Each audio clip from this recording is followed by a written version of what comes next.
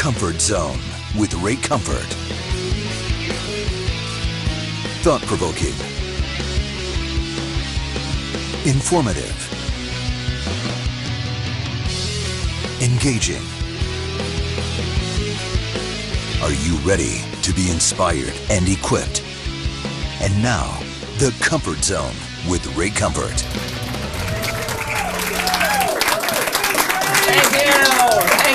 Thank you. Yes, ladies and gentlemen, we have a packed out audience. And Ray, it's a little bit kind of more cheery and there's some more warmth because we have a southern audience today. We've got Louisiana and Texas mixed, y'all. So it's bound to be fun for sure, friends. And you know, look, all of you who have been with us on the Comfort Zone, and there are a bunch of you already in the chat room, which we love to see. And by the way, if you've never been in the chat room, tczlive.com. Thousands of you watch on YouTube, but it's fun in the chat room. So those of you that have been with us for a while know that this program is no foreigner to strangeness.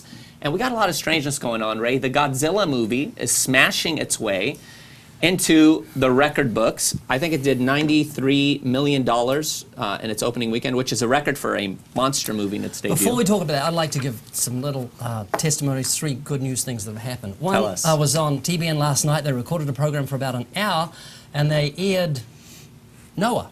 And I was allowed to top and tail it and preach and talk about true and false conversion and the sinner's prayer and all that sort of stuff. So that's being broadcast on Friday night, 7 o'clock Pacific. Specific. That's the specific time, 7 o'clock Pacific That would time. be Friday, May 23rd. And the friends. second lot of good news is Diane found a home for her rooster. Oh. Because they got these nice 5 little chickens and one started growing, which meant it was a little man, which what men normally do. So she found a nice home for it. And where's that? Compton. Oh, boy. And the third good news is that Scotty's worked out the little wrinkles with the Google Glass and will be broadcasting on Saturday live open-air preaching. Finally. Worldwide. 2,000 followers, and people go to raycomfortlive.com. So if you want to watch open-air preaching live broadcast across the world, go to raycomfortlive.com. Did you guys get a hotspot? Or Yeah, we got it. We linked up a new phone with Google Glass, and that Scotty says that's fixed the problem. So we're very excited. So Saturday, 1:45 a.m. PM on Saturday, and join us. And the reason we let it go out live is because we want you praying for people as they're listening. I think that is just a wonderful thing. Yeah, make sure to check it out, friends. Talk about being inspired to see people witnessing live on the spot. But wait a minute, Ray, does that freak you out at all, knowing that there are people watching you do a live encounter and you have no idea the questions that are going to be asked, or if you're even going to be able to pick up a crowd, a heckler? I hate it. I'll tell you why. The hardest thing is to get a crowd. It's humiliating when you don't. We're living in the 21st century where people have to have a car chase at the beginning of a movie or they're bored. So to hear a preacher, when you've gone into the beach for a good time, to hear a preacher talking about sin and righteousness and judgment, they don't want to stop. Yeah. And if we can't get them to stop, and I humiliate myself in front of Scotty because no one stopped, that's horrible. Yeah. But in front of 2,000 people that are watching live on Google Glass, it's really difficult. So yeah, it does add something a little more difficult. So for those of you who have dreamed of seeing Great Comfort get humiliated, make sure to check it out and you'll see it. And if you register on there, you get notified, an automatic notifications when we come on live and whenever we've done anything. And we're going to use Google Glass when we're filming our new movie too in Hollywood. Oh yeah, that'll be great. All right, friends, so I was talking about strangeness and the new Godzilla movie. It doesn't get any stranger than this. Considering Godzilla is based on the true story of a giant lizard attack on Tokyo that killed more than 100,000 people in 1954, do you think it is wrong of Hollywood to glamorize this event for entertainment value? I think it is. I mean, if it affects the people that were affected, and then there's the people who, passed away during that time. So it's kind of like they're glamorizing their death. Instead of making a really cool action movie, it's more so kind of disrespectful to the people, that had died and their families, so.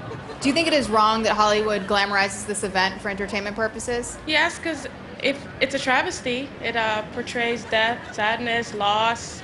Hollywood glamorizes a lot of things that just shouldn't be, because maybe what really happened isn't properly portrayed, and it can probably disrespect some folks out there. So, do you support the bill before Congress that would allocate $600 million to equip the U.S. Navy with anti-reptile capabilities? Yes. How come? Because anything that we can do to protect our nation, we got to do. So do you feel like a Godzilla attacking again is a real possibility? That's the man upstairs. Do you believe these creatures are caused by global warming? Actually, I do. Like global warming, pollution, you know, we don't know. There's so many mysteries under the sea, you know, a Loch Ness monster, like big animal, I think it's Bigfoot, yeah, things like that. They all exist, but we just can't see it. The human eye can't see it. Considering Godzilla is based on the true story of a giant lizard attack in Tokyo, where more than 100,000 people died in 1954, do you think it is wrong that Hollywood glamorizes this event for entertainment value? Is Godzilla real? Yeah. Then I guess so, because, like, if he hurt a lot of people, like, why would he want to do that? And why would they want to make it seem, like, real and stuff and, like, nice? Are you worried about a Godzilla attack? Aren't they extinct? Well, there was an attack in Cloverfield in 2008. I thought, wait, is Godzilla like a dinosaur? That's crazy. It wasn't 100,000 people in Tokyo. It was 50,000 people. They got it wrong. What's wrong with these folks? I'm telling you, mixing up facts again. Oh, but Ray, seriously, I mean, this scares me when I think about the future of our nation. What in the world's going on? You're talking about Godzilla attacking America or the dumbness of people in the streets? I'm horrified about Godzilla, of course. But I mean, seriously, you know, it just seems like, is it the media dumbing things down in terms of people thinking clearly, or? I think you have to go to university and speak to people. They're not as intelligent as you'd think. Yeah. And they're kind of like that. Pretty Mark, what do you scary think? Well, I think man will believe anything as long as it's not in the Bible. Right. And that is a good example how America does not follow the news outside of their local newspaper. You know, Ray, I think you're the one that told me that New Zealand and other countries, they study worldwide news, whereas America, well, we study what's happening here, but let's be more specific. We follow the sports page if you're a guy, and if you're a girl, you follow, I don't know, whatever Martha Stewart does. But we don't know what's happening in the world, and we are not familiar with wars and things of that nature. So we just kind of play along. I have no idea what you're saying. I'm just kind of playing along with what your question is. That's very good. So, you know, I heard years ago an American tell me a news story. Queen Elizabeth's been shot dead. Now, how does that affect our economy? That's how it would be. That's how it is in America. Yeah. That we're an introvert nation. I'm an American, been here 25 years, and all we ever hear is news. And when I ask people at Huntington Beach, what is the capital of Canada, nobody knows. Wow. And that's an embarrassment. Right. Well, friends, look, Godzilla is smashing things up, like I said, in terms of the records. What's the capital of Canada? Canada, isn't it? You don't know. Sacramento. It's Sacramento. You weren't even close. Anyways, friends, back to real facts. Godzilla smashing things up. But, you know, we're also seeing that Christian movies are really hitting the theaters big time. I mean, we've seen a bunch of, not just Christian, but even faith-based. Noah, we've shared our criticisms of that. But you've had God is Not Dead, Son of God, Mom's Night Out recently. But there's another movie that's going to be hitting the theaters soon, and we're happy to say it was produced by one of our dear friends, the executive producer, Dr. Jim Leininger, who's here with us to talk about it today. So we're going to show you the trailer, and then Dr. Jim will take my place, and we'll talk to him about it. Let's roll it. Mics are off.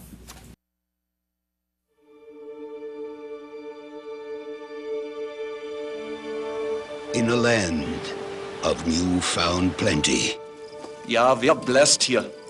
200 bushels of corn from our own land. at a time when freedom belonged only to the brave. If we were still in Germany, John and Christian would be forced into the Duke's army for 7 years. Fighting wars that never seem to end, as I did at his age. The true story of a simple family of unshakable faith. Each of you will have times of testing in your lives. For them, it was a new beginning. That no matter how hard the trial, But for others, God will never leave you or forsake you. it was the beginning of the end.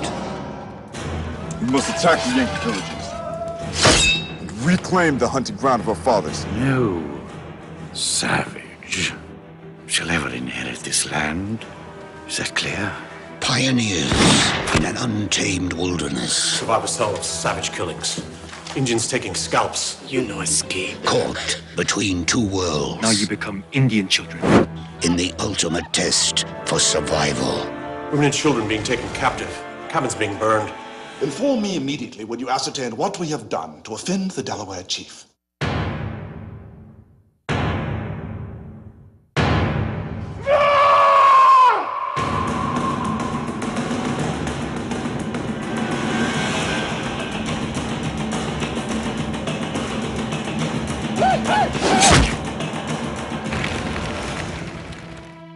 They had an oath to keep, You'll never leave me.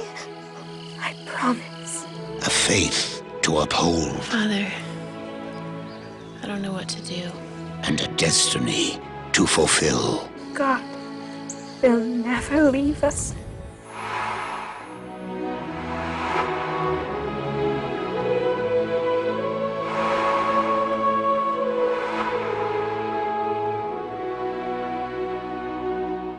Alone, yet not alone. Dr. Jim, it's great to have you with us, and I want to thank you for allowing us to be there for a pre-screening of this movie. I remember the ending just blew me away. I remember yelling out, "Keep the lights off, my eyes are sweating." Because the ending is just such a moving thing, and it's such a powerful movie, and I love it. I saw in the trailer that it's based on fact. Could you give some background on that? Well, sure. The story is recorded in history and is true. It's about three little girls at the very start of the French and Indian War in Pennsylvania on the frontier. The very first Indian attack, and their families were killed, and they were taken prisoner and kidnapped and taken ultimately 300 miles into Ohio, and obviously could never find their way back. Yeah, and what did they eat? Well, when they were first taken, they got nothing to eat for the first 3 days while they were forced marched, and then it was what they ate, what the natives ate. Yeah, I remember they ate mice and stuff like that. That's what I was thinking. I remember that line in the whole thing. Yeah, no, and that's an actual line from Marie Leroy, one of the girls, who said, "I had nothing to eat but bark, worms, and mice all winter long." That's it. Yeah. Yeah, it's a hard diet. But when you're really hungry, it works. You've tried it? I've never been that hungry. Well, Dr. Jim, as Ray said, we were so honored to get the privilege to see the movie a couple of times with you. And the thing that amazed me was the fact that this hits home for you because it's actually in connection with your actual family. Down through history. And we know it's a huge undertaking to put a movie together, and then when it has a personal aspect to it as well, there are different elements involved. But what inspired you to tell the story? Well, I'm an emergency room doctor, retired, and probably never thought I was going to make a movie. Right. And my mom, 25 years ago, read this story to us. She found this story in a Lutheran monthly magazine, invited our family over, read the story to us, and unbeknownst to myself and my wife, our youngest daughter, Tracy, who was 9 at the time, really related to little Regina, who was 9 when she was taken captive, and she decided right then she was going to write a book about the story. And the reason she was so intrigued is that Barbara and Regina, the two sisters that were taken, age 12 and 9, their last name was Leininger, just the same as ours. So she did write the book years later. She and I went through Pennsylvania and into Ohio, and all the historic sites are still there. And the book took off and sold lots and lots of copies. And about 5 years ago, 3 different movie producers, came to me and came to her and said, this is a great story. It's a true story. We want to write a book about it, or do a movie about the book that you've written. And that's how it started. One of them. So what was the name of the book, just in case people want to buy it? The book is Alone Yet Not Alone, the same as the movie, title. And the same as the title song of the movie. So tell us about who sang the title song. That was beautiful. Well, Johnny Erickson Tata sang the title song, and it is beautiful, and was initially, as you know, granted a nomination for an Academy Award. Right. And it got so popular, it got up to the Hollywood Reporter poll, it got up to 82% popularity compared to basically single digits for all the other films. And at that point, they rescinded the nomination, and then ultimately the thing from Frozen. Do you want to sing it for us? You would lose your audience very quickly. Yeah, he would switch off.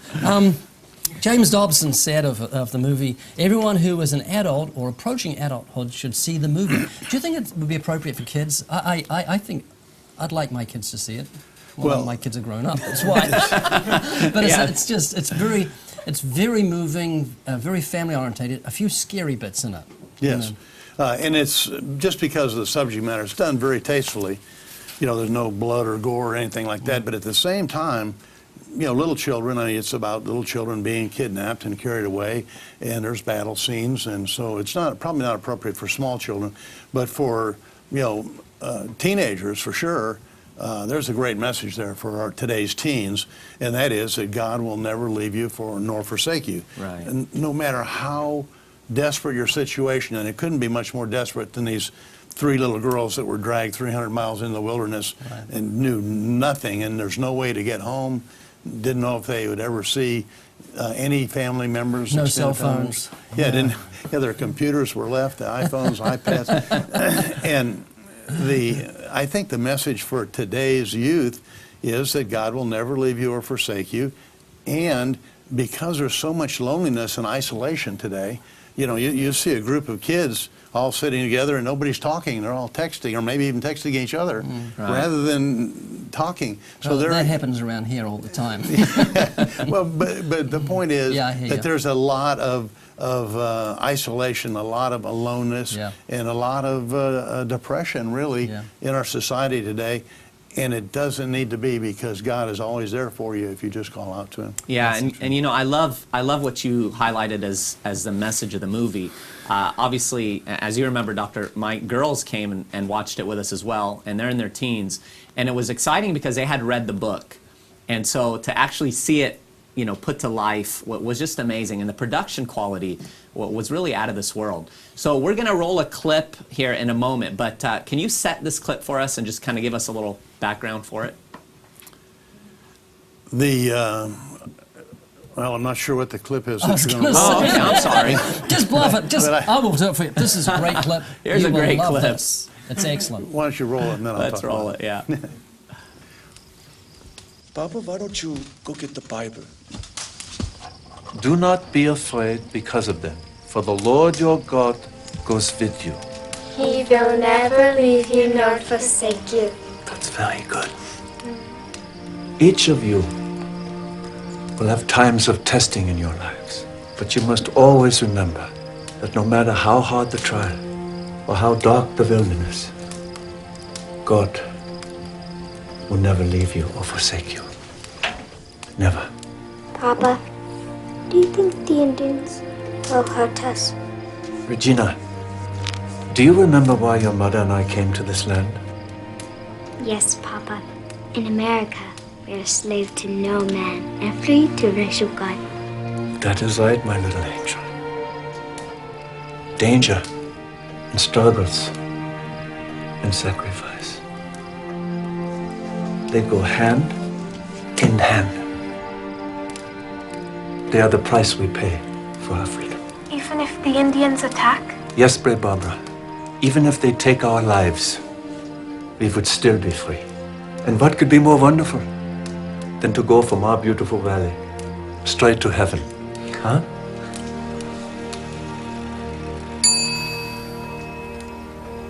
What a wonderful thing about it. Tell your kids around a table that no matter what's coming, because this life isn't a bed of roses, a lot of thorns, to say that God can be with you if you yield yourself to Him. One part I found so frustrating, one really good scene in the movie, is where the British colonel is saying, get those savages out of here, I don't want to talk to them, and you think the repercussions, the suffering that's going to come because of what he's saying was just terrific. A lot of this was filmed, was it in Ohio? No, we filmed in Pennsylvania at a place called Penn's Cave, and that's where in the movie where the Indians catch the girls and take them into captivity, and that's also where all the wildlife are, the buffalo, the elk, the wolves, all the beautiful, incredible wildlife that are in the movie. And then, now you're into hunting a little bit. I have. We hunted for this place for a long time. You're a bit tempted to leave the movie. There were some beautiful elk there for sure. And then we also filmed in Western Virginia in Roanoke. The people were just fabulous there. in eastern Tennessee at Fort Loudon for all the fort scenes, for what was Fort Duquesne, and then later Fort Pitt once the British took it over. And then we went to North Carolina for all the waterfall and a lot of the escape scenes. Yeah. And it was absolutely beautiful. So you're saying you enjoyed making this movie? Oh, very much. It's a much greater task than I ever dreamed. Yeah. And it takes an amazing amount of not only hard work but creativity. So true. But we spent the time. I mean, it's a black hole for your time and your money. I can tell you that. It just there's no limit to how much time and money you can spend, seeking to make the perfect movie. Yeah. But you it's come close well worth because it. it's great acting and great choreography, great scenes. It's the Thank you. music's great, the score's wonderful. Thank you. It's easy. Yeah, when the movie first came out the first time around, I mean, you guys did kind of a sneak peek release of it. I think it was in the theaters, it was in 11 select theaters, and it got the second highest grossing per screen average in the country when you did that. Why do you think it was so well received, Doctor? I mean, is this something that you think just resonates with people in our nation when you go back to a story like that and see that story of faith involved with it?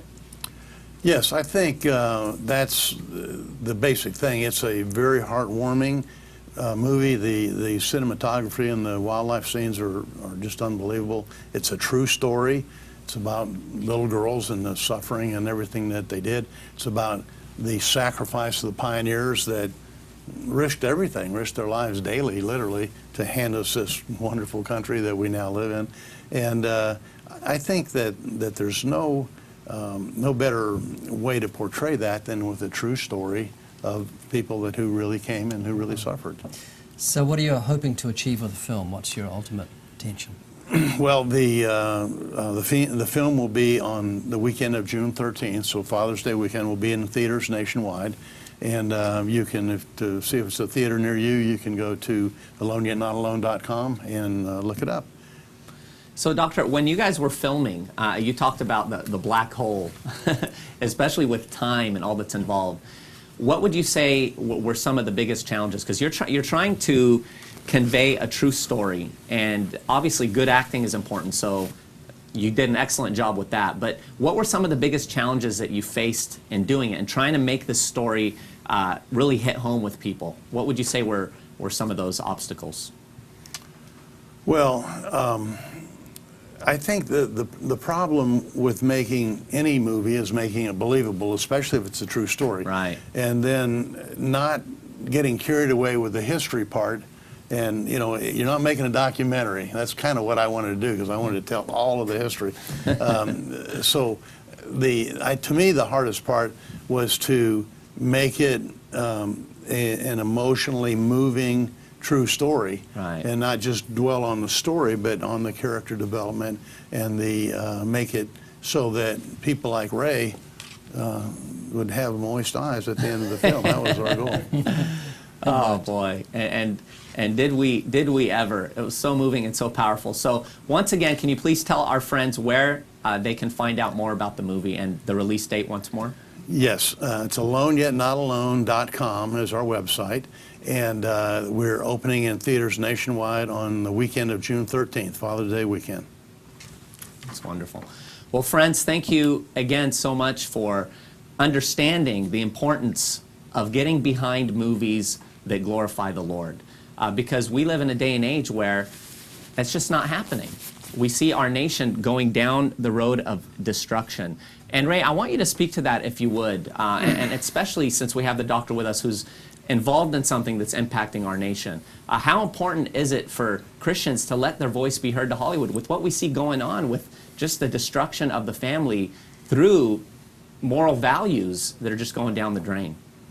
Yeah, I think, well, look, Noah, Hollywood's Noah, was supported by so many Christians it wasn't even biblical. I mean, they made a lot of money from it. So how much more should we support a movie that's faith-based? I mean, real biblically faith-based. And with every ounce of enthusiasm I have, please support this movie. Get behind it. Tell your friends about it. Use social media. It's so important. Use Facebook, Twitter, any means possible. Word of mouth. Watch the trailer. Trailer's wonderful, and take our word for it. This is a great movie, so please support it. All right, friends. Well, thanks again for joining us. As always, we want to remind you to check us out at tczlive.com.